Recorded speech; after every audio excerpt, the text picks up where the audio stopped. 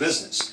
And would-be immigrants pay inflated prices for what may be their last purchases on this earth.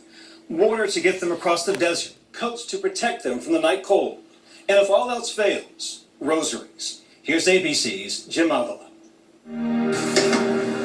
The cold, hard end of the road, a metal slab in the county morgue, Tucson, Arizona, for an American life.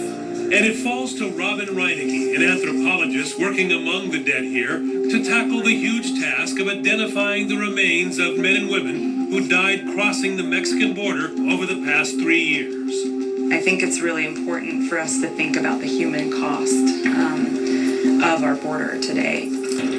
Down the hall, Robin keeps a solemn locker room. People are carrying a lot of religious items with them, like rosaries, many prayer cards. It really, to me, it indicates that you're planning for something where you need extra protection.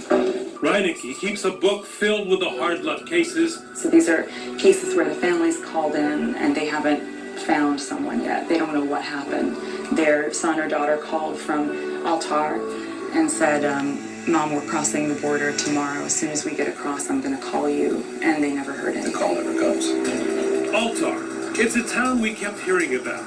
It's an infamous dusty crossroads for immigrants coming to the U.S. illegally. The coyotes who prey on them, and the drug cartels who some say control it all. Few have ever gone there with cameras. Who do we choose to provide a halo of protection? An unarmed, diminutive Good Samaritan named Sister Mercedes. The economy is all based on the immigrants. Yes, the immigrants sustain the town. She helps run a shelter for the migrants and is untouched by the cartels. So we venture through the heart of town, the Zocalo, or Center Square. This is where they all meet, people from different places, from Nicaragua, Honduras, El Salvador, Guatemala. There is a church here watching over it all. But the guys in these white vans do not seem very religious. They're coyotes. Their gutted vehicles line the square. They take 20, even 30 people in there, like sardines. Sister Mercedes says her experience is that these guys charge each of these sardines about 3,000 pesos or $230 for the 2-hour drive to the border. Es para emigrantes? But this coyote swears the price is only 100 pesos per head, about $8, and then is anxious for this nosy reporter to move along. All of this is for the migrants. All of these products are what they buy to take with them. Bags, jackets, ski masks, blankets.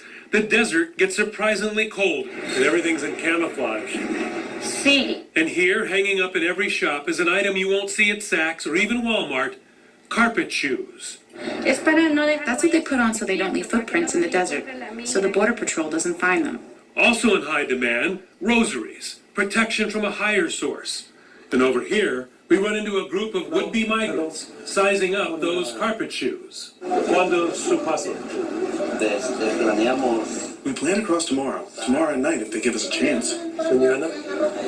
So far, Efrain says he has spent 7,000 pesos or $560 to make it this far. But that final leg looms, and that price tag to actually cross the border can be real money. $4,000. With real risks. The biggest dangers are dehydration, snakes, and animals.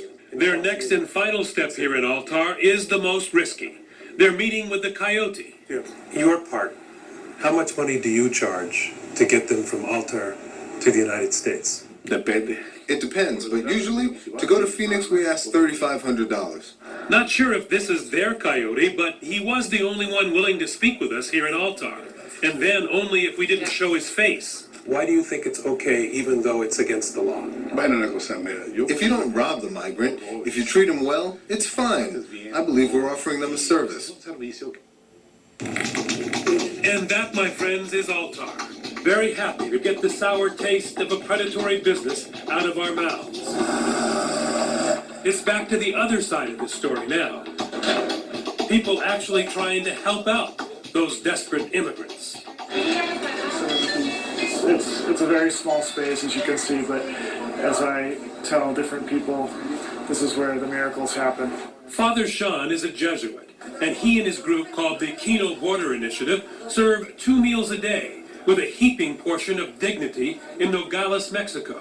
Encontramos en las manos de Dios. So what is the mission? Address the urgent humanitarian needs that people have. Aren't you facilitating what people here frequently call illegals? Aren't you complicit? Our motivation is a faith-based one. People are in very difficult situations and make very difficult choices. I don't believe they're criminals. I mean, I think these are people either fleeing violence or looking for a better life for themselves and their families. Rufino, who has already traveled from Honduras across Mexico, now plans to cross the border into the United States the next day. Why do you want to go? I want to help my family. What kind of job do you think you will do? I am a chef. I know how to cook. So far, he's been on the road 20 days and is flat broke. His life savings of $500 extorted from him at cartel checkpoints. Who did you have to pay that to? A coyote? No, To who? bad people. Are you afraid to cross? No, I'm a God, man. Irina Diaz is sad and lonely today. Her last two recent attempts to cross resulted in the capture of her husband. How strong is your dream to be in the United States? It's important to be in the United States for my children. They'll go to school and learn English.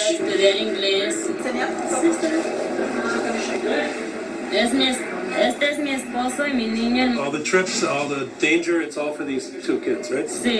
They are everything to me. They will have a better life and won't suffer as much as me. Giving up on the desperate journey that for some begins in a cynical town preying on immigrants, that delivers the vulnerable into our kitchens, our front yards. And yes, sometimes to that morgue where Robin Reinecke keeps the small